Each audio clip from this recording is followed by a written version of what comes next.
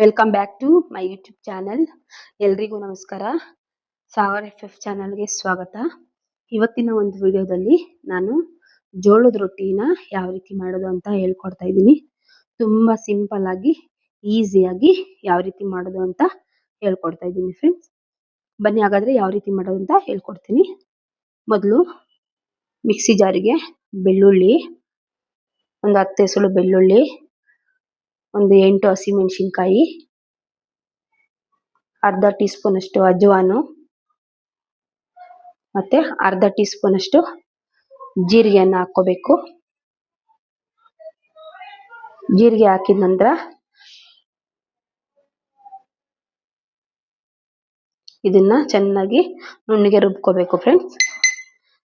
ಈಗ ಒಂದು ಬೌಲ್ ತಗೊಂಡಿದ್ದೀನಿ. ಅದಕ್ಕೆ ಒಂದು ಕಪ್ ಅಷ್ಟು ಗೋಧಿ ಹಿಟ್ಟು ಮತ್ತೆ 2 ಕಪ್ ಅಷ್ಟು ಜೋಳದ ಹಿಟ್ಟನ್ನು ಹಾಕೊಳ್ತಾ ಇದ್ದೀನಿ.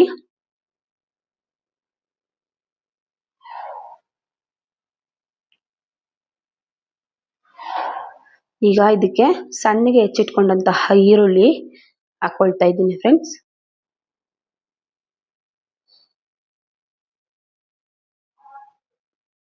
ಈಗ ನಂತರ ರುಬ್ಬಿಕೊಂಡ ಮಸಾಲೆಯನ್ನ ಹಾಕೊಳ್ತಾ ಇದ್ದೀನಿ. ನಿಮಗೆ ಖಾರ ಬೇಕಾದ್ರೆ ಜಾಸ್ತಿ ಬೇಕು ಅಂದ್ರೆ ಇನ್ನು ಸ್ವಲ್ಪ ಎಕ್ಸ್ಟ್ರಾ ಮೆಣಸಿನಕಾಯಿನ ಹಾಕೋಬಹುದು.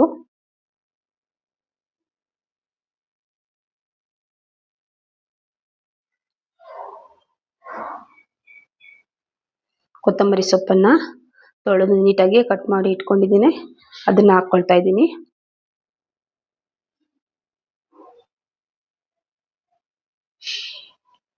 ಇದು ಈ ತರ ಮಾಡ್ಕೊಡೋದ್ರಿಂದ ಮಕ್ಕಳು ಇಷ್ಟಪಟ್ಟು ತಿಂತಾರೆ, ಮತ್ತೆ ಇದು ಆರೋಗ್ಯಕ್ಕೆ ತುಂಬಾನೇ ಒಳ್ಳೆಯದು. ಈಗ ಇದಕ್ಕೆ ರುಚಿಗೆ ತಕ್ಕಷ್ಟು ಉಪ್ಪನ್ನು ಹಾಕೊಳ್ತಾ ಇದ್ದೀನಿ. ನಾನು ಇಲ್ಲಿ 2 ಟೀ ಸ್ಪೂನ್ ಅಷ್ಟು ಉಪ್ಪನ್ನು ಹಾಕೊಳ್ತಾ ಇದ್ದೀನಿ ಫ್ರೆಂಡ್ಸ್. ನೀವು ನೋಡಿಕೊಂಡು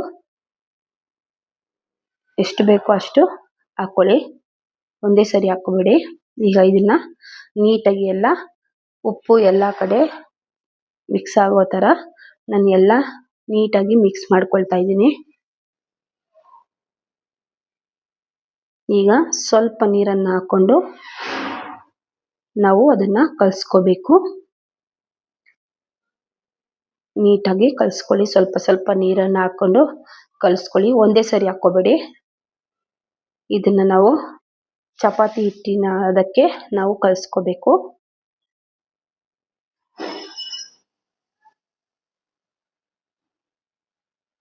ಇದಕ್ಕೆ ನೀವು ಬೇಕಾದ್ರೆ ಇನ್ನು ಕೊಬ್ಬರಿ ತುರಿ ಹಾಕೋಬಹುದು, ಕ್ಯಾರೆಟ್ ತುರಿ ಹಾಕೋಬಹುದು. ನೋಡಿ ಈ ರೀತಿ ನಾನು ನೀಟಾಗಿ ಚಪಾತಿನ ಹಿಟ್ಟಿನ ಅದಕ್ಕೆ ತಟ್ಟಿಟ್ಕೊಂಡಿದ್ದೀನಿ ಫ್ರೆಂಡ್ಸ್. ಈಗ ಬನ್ನಿ ನೋಡಿ, ಆಯಿಲ್ ಪೇಪರ್ ಕವರ್ ಅನ್ನ ನಾನು ಈ ರೀತಿ ಕಟ್ ಮಾಡಿ ಇಟ್ಕೊಂಡಿದ್ದೀನಿ 3 ಸೈಡು.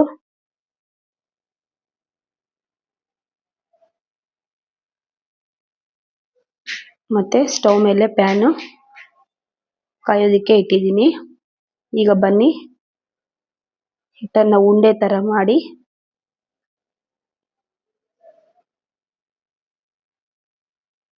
ತಗೊಳ್ಳಿ. ನಿಮ್ಗೆ ಯಾವ ಗಾತ್ರದಲ್ಲಿ ಬೇಕೋ ಆ ಗಾತ್ರದಲ್ಲಿ ಉಂಡೆ ಮಾಡಿಕೊಂಡು ನೋಡಿ ಈ ಕವರಿನ ಮೇಲೆ ಇಟ್ಟು ಸ್ವಲ್ಪ ಎಣ್ಣೆಯನ್ನು ಹಾಕೊಂಡು ನಾವು ತಟ್ಕೊಳ್ಬೇಕು.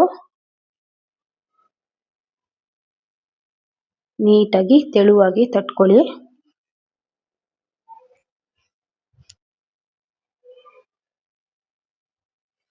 ನೋಡಿ ಈ ರೀತಿ ಅಗಲವಾಗಿ ನಾವು ತೆಳ್ಳಗೆ ತಟ್ಕೋಬೇಕು.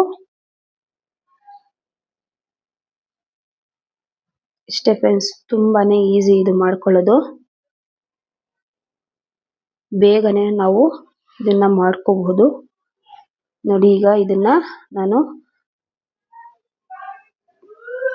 ಪ್ಯಾನ್ ಮೇಲೆ ಹಾಕಿ ಸುಟ್ಕೊಳ್ಬೇಕು. ನಾವು ಎಣ್ಣೆ ಮೊದಲೇ ಹಾಕಿರೋದ್ರಿಂದ ಈಗೇನು ಮೊದಲೇ ಎಣ್ಣೆ ಹಾಕೋದೇನು ಬೇಡ. ಪ್ಲೇಟನ್ನು ಮುಚ್ಚಿ ಸ್ವಲ್ಪ ಹೊತ್ತು ಬೇಯೋದಕ್ಕೆ ಬಿಡಬೇಕು. ಈಗ ಮತ್ತೊಂದು ಉಂಡೆ ಮಾಡಿಕೊಂಡು ನಾವು ಇದೇ ರೀತಿ ಲಟ್ಟಿಸ್ಕೊಂಡು ನಾವು ಪ್ಯಾನ್ ಮೇಲೆ ಇಟ್ಟು ಬೇಯಿಸ್ಕೋಬೇಕು. ನೋಡಿ ಈಗ ರೊಟ್ಟಿ ಬೆಂದಿದೆ. ಎರಡೂ ಕಡೆನೂ ನಾವು ಚೆನ್ನಾಗಿ ಬೇಯಿಸ್ಕೋಬೇಕು ಫ್ರೆಂಡ್ಸ್.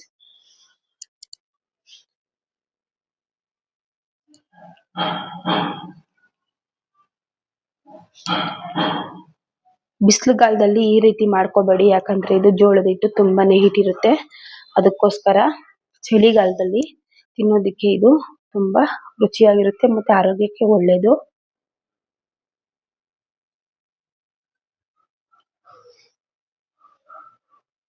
ನೋಡಿ, ಈಗ ರೊಟ್ಟಿ ರೆಡಿ ಆಗಿದೆ ಫ್ರೆಂಡ್ಸ್.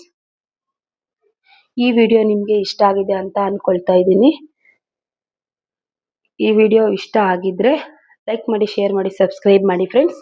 ಹಾಗೆ ಕಮೆಂಟ್ ಮಾಡೋದನ್ನ ಮಾತ್ರ ಮರಿಬೇಡಿ. ಈ ರೀತಿ ರೆಸಿಪಿ ನೀವು ಟ್ರೈ ಮಾಡಿ, ಹೇಗಿದೆ ಅಂತ ಕಮೆಂಟ್ ಮೂಲಕ ತಿಳಿಸಿ.